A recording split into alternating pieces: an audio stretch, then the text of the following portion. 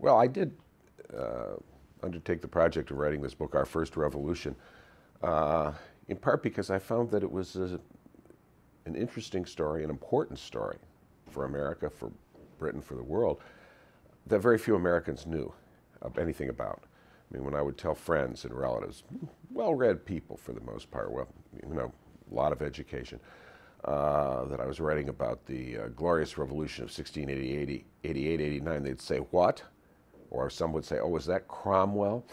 There was very little awareness, I think, in this country of this episode.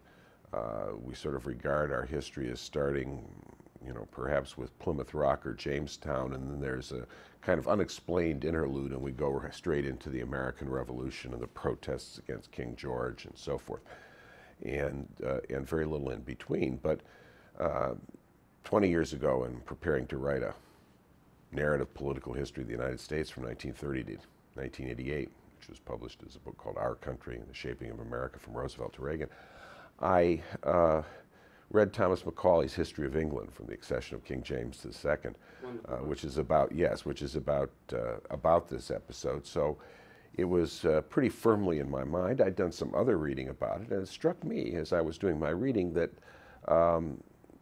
this was a highly unlikely event. The ouster of King James II, the installation of King William III and Mary. A highly unlikely event that had tremendous consequences, that it turned out to be a giant step forward for representative government, guaranteed liberties, global capitalism, and an anti-tyrannical foreign policy that Britain and then America has mostly followed ever since, but that Britain or England had not really followed before. It was a real turning point in history.